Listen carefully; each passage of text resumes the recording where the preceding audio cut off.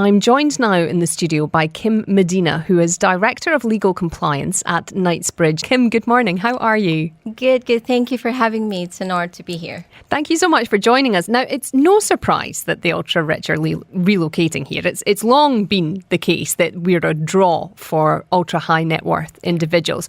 But are you seeing an increase right now in people looking to you for help with relocation?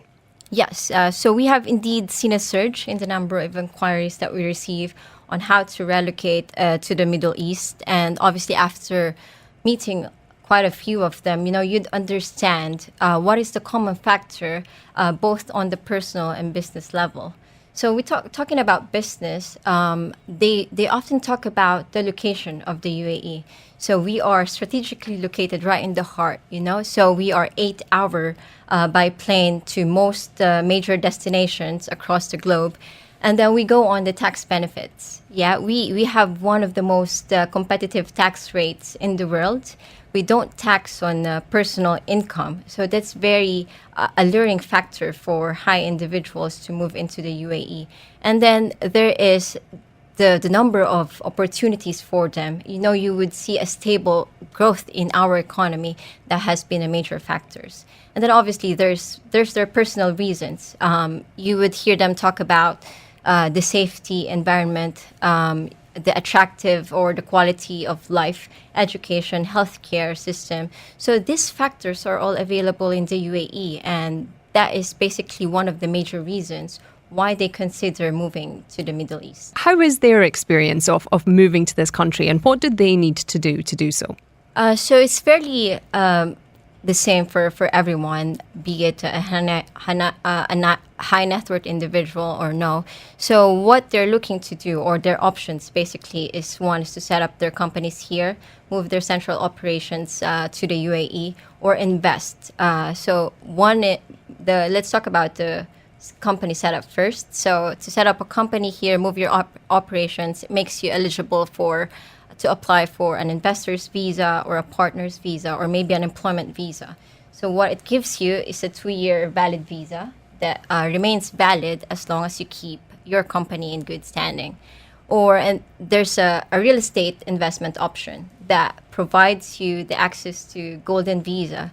So what Golden Visa provides you is a 10-year valid visa that you keep valid for as long as you retain the investment to the real estate. And it's been reported that Durov gained citizenship through investment. Now, that can happen under new rules that were introduced here in 2021.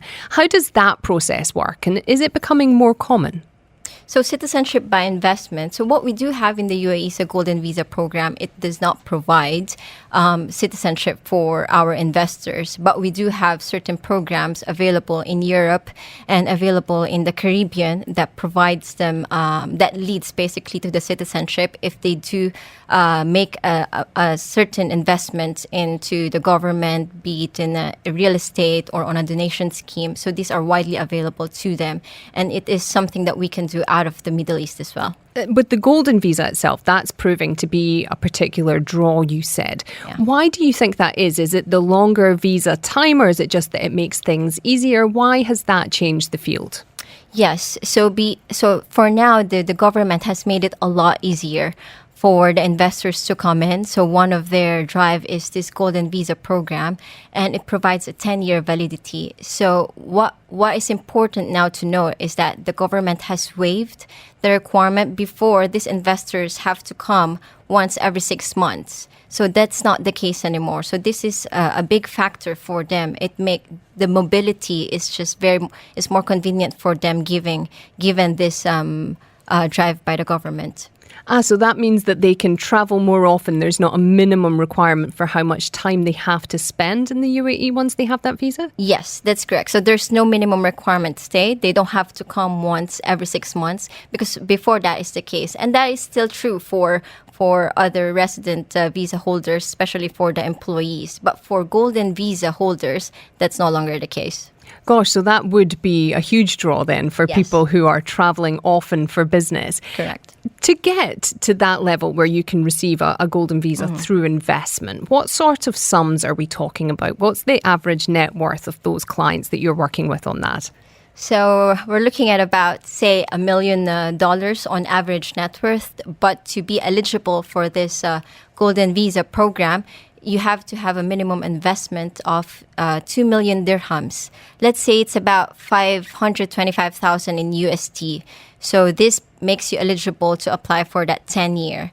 And what it allows you is to sponsor your family as well, bring in your kids, and similarly, they also benefit out of that 10-year validity. How much is that impacting this picture, do you think? How much of the draw to the UAE is about the sort of relative degree of security and stability that it offers at the moment by comparison to other nations?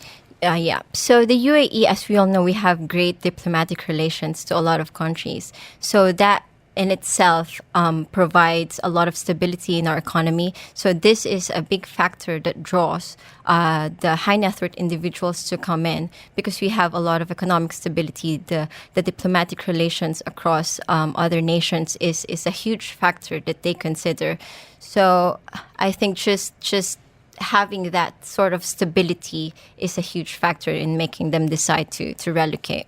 And you mentioned safety as well. Is that a particular draw for ultra high net worth individuals? Is feeling that you're in a country where crime rates are low, where there is high levels of security, is that a big thing? Yes, very. So this is one of the common reasons, especially on a personal level. You know, these high net worth individuals don't only bring their businesses here, they also relocate along with their families. So it's vital for them to know that the crime rates are very low, that it's very safe in the UAE. Again, the quality of life that Dubai has to offer, the access to world-class healthcare system, these are the major factors that you would commonly hear from them. So a very, very major contribution.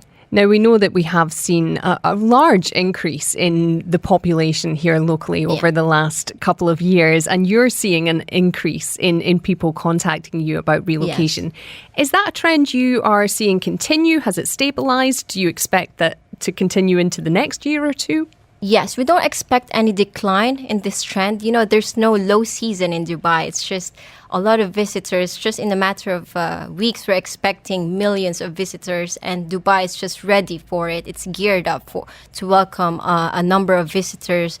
Talking about millions of visitors, we have one of the most busiest, if not the busiest, airport in the world. So we don't see any decline. It's going to continue to be in trend for the next 2-3 years, I'd say. Amazing stuff. Kim Medina there, Director of Legal Compliance at Knightsbridge